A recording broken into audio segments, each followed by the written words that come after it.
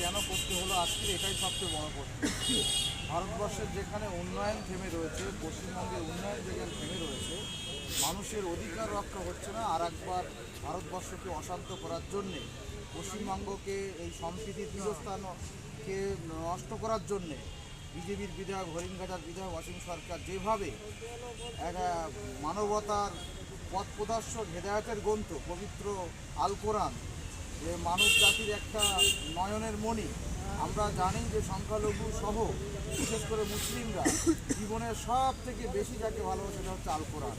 এই Al Quran code of complete of life, যেটা আমাদের মানব জীবনের একটা দিক নির্দেশনা, যে কোরআন 23 বছর ধরে নাজিল হয়েছে বিভিন্ন প্রেক্ষাপটে, বিভিন্ন আঙ্গিনায়, সেই কোরআনের বিরুদ্ধে যখন কথা বলেছে, তখন এই বাংলার শান্তিপ্রিয় মুসলমান এবং অমুসলিম ভাইরা অনেকেই আমাদের সাথে সমর্থন করেছে বিষয়টা, যে কোনো মতেই অসীম সরকারের বিরুদ্ধে কোনো মতে অসীম সরকারের কথা সমর্থন করা যায় না, ভুল ব্যাখ্যা করছে এবং এই পরিবেশ শান্ত পরিবেশ পছন্দ করার চেষ্টা করছে। সেই কারণে বিভিন্ন গণসংগঠন, অরাজনৈতিক সংগঠন থেকে শুরু করে এলাকাবাসী, গ্রামবাসী তাদের নিজস্ব উদ্যোগে বিভিন্ন এলাকার লোকাল থানায় তারা এফআইআর করেছে, অভিযোগ দায়ের করেছে, অবিলম্বে যাতে অসম সরকার সে ভুল স্বীকার করে এবং উপযুক্ত শাস্তি তাকে দেওয়া হয়, এবং বিধানসভার মতো পবিত্র চেয়ারে হাত যাতে না বসতে পারে, অপবিত্র যাতে না করতে পারে বিধানসভাকে, তার জন্য ধিক্কার, প্রতিবাদ, নিন্দা সব কিছু হচ্ছে। আমরা বেঙ্গল মাইনরিটি ফোরামের পক্ষ থেকে বিভিন্ন থানায় এই একই বার্তা থানার ওসির সাথে এবং বিভাগীয় দায়িত্বশীল যারা ডিউটি করে তাদেরকে প্রত্যেকের কাছে আমরা এফআইআর দায়ের করেছি আমাদের প্যাডে, যে অসীম সরকার শুধু তাই না, অর্জুন সিং শুধু তাই নয়, আগামী দিন কেউ যেন এই ধরনের কথা বলার সাহস না পায়, কোরআন এবং হযরত মুহাম্মদ সাল্লাল্লাহু আলাইহি ওয়াসাল্লামকে নিয়ে কটূক্তি করবে, আমরা কখনো বরদাস্ত করব না। সেই কারণে আইনানুগ ব্যবস্থা কামনা করছি এবং সংবিধানকে সামনে রেখে, দেশের গণতন্ত্রকে সামনে রেখে আমরা প্রতিবাদ করব আগামী দিনে, এবং আমরা সরকারের দৃষ্টি আকর্ষণ করছি এবং যে বা যারা এই কাজ করে যাচ্ছে অবিলম্বে বন্ধকে, এটাই আমরা রাজ্য সরকারের দৃষ্টি আকর্ষণ করছি, যাতে অসীম সরকারের মতো মানুষ, অর্জুন সিংয়ের মতো মানুষ এবং এনি ম্যান যারা এই ধরনের কাজ করবে তারা যেন এটা বন্ধ করে। না হলে কিন্তু ভারতবর্ষে আমরা মুখে বলছি শান্তি জায়গা, বাংলা বলছি শান্তিপ্রিয় জায়গা, সেটা কিন্তু অশান্তি করে হয়ে উঠবে, তার দায় কিন্তু সরকারকে নিতে হবে। ফলে আমরা সরকারের কাছে করজোড় নিবেদন, আমাদের রাজ্যের মাননীয় মুখ্যমন্ত্রীর কাছে করজোড় নিবেদন, যে অসীম সরকার যেটা করেছেন ওইটা অবিলম্ব বন্ধ করার ব্যবস্থা, এবং আরও যাতে শুনছি নাকি আরও ভুলভাল বকছে, এই বোকা যাতে বন্ধ হয় এবং দৃষ্টান্তমূলক শাস্তি হোক, এটা আমরা চাইছি। রাজ্য সরকার জানি না কী কারণে তিনি চুপ আছেন, কিন্তু একদিকে অসীম সরকার এই ধরনের ঘৃণা ছড়াচ্ছে, অন্যদিকে দুর্গাঙ্গনের ভিত্তি স্থাপন হচ্ছে, মহাকালের ভিত্তি স্থাপন হচ্ছে। ফলে এটা কি মোড় ঘোরানোর একটা পরিকল্পনা নয় তো? এটা আমার একটা ব্যক্তিগত মতামত, যে মনে হচ্ছে যে কিছু একটা ঘটনা, কিছু একটা গল্প এর মধ্যে রয়েছে, এটা আমার মনে হচ্ছে। আবু সিদ্দিক খান, বেঙ্গল মাইনরিটি ফোরামের সহ-সম্পাদক। সারা বাংলা সংখ্যালঘু যুব ফেডারেশনের পক্ষ থেকে জনগণের প্রতিনিধিরা আছেন, তাদের পক্ষ থেকে যেমন বেঙ্গল মাইনরিটি ফোরামের পক্ষ থেকে খুব তদরূপ, পাশাপাশি সারা বাংলা সংখ্যালঘু যুব ফেডারেশনের পক্ষ থেকেও এখানে এফআইআর দায়ের করা হয়েছে।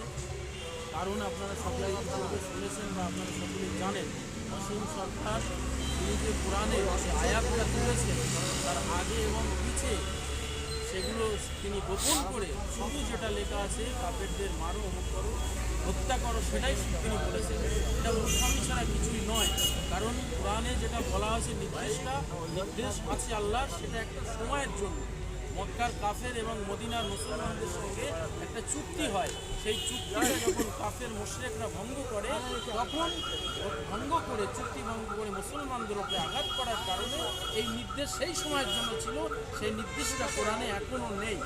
আর উনি যেটা দ্বিতীয় কথা বলেছেন 27 জন শয়তান দিয়ে কোরআন লিখেছে, এটা সম্পূর্ণ মিথ্যা কথা। কারণ কোরআন আল্লাহর নবী সাল্লাল্লাহু আলাইহি ওয়াসাল্লাম ইন্তেকালের পর আবু বকর সিদ্দিকের আমলে কোরআন একত্রিত হয়েছে। বদরের যুদ্ধে উনি বলেছেন, পুড়িয়ে দিয়েছেন, উনি ইতিহাস জানে না। তারপরে আমরা কি জানলাম যে 22 বছর 5 মাস 14 দিন ধরে কোরআন নাজিল হয়েছে। নবী সাল্লামের হযরত মুহাম্মদ সাল্লামের ইন্তেকালের পর কোরআন একত্রিত হয়েছে এবং উনি যে আগে এবং পিছে যে আয়াতটা বিলুপ্ত করে গোপন করে যেটা কাফের মুশরিকদের মারার কথা বলে সেটা মুশরিকদের সেই সময়ের জন্য প্রযোজ্য ছিল। তো এসব কিছু নয়। পশ্চিমবাংলা তথা ভারতবর্ষে বিজেপি সরকার তারা উন্নয়নের কোনো লিস্ট, উন্নয়নের কোনো কথা জনসমক্ষে রাজনীতির মঞ্চে বলতে পারছে না। তারা সর্বদা হিন্দু মুসলমান, হিন্দু মুসলমান, হিন্দু মুসলমান। তারা তো উন্নয়ন করেনি, তাহলে তারা কি নিয়ে আজকে তারা বলবে যে জনগণের সামনে রাজনীতির মঞ্চে যে আমরা এই উন্নয়ন করেছি। তাই হিন্দু মুসলমান করে ভারতবর্ষের সম্প্রীতি নষ্ট করছে। আর বিশেষ করে যারা ওপার বাংলার যারা ব্যক্তি আছেন, যারা টিকিট পাচ্ছেন, তার মধ্যে একজন অসীম সরকার বলবো না, অসীম শয়তান। কারণ সে ওপার বাংলার অবৈধভাবে ভোটার হয়ে এমএলএ টিকিট পেয়ে এমএলএ হয়েছেন।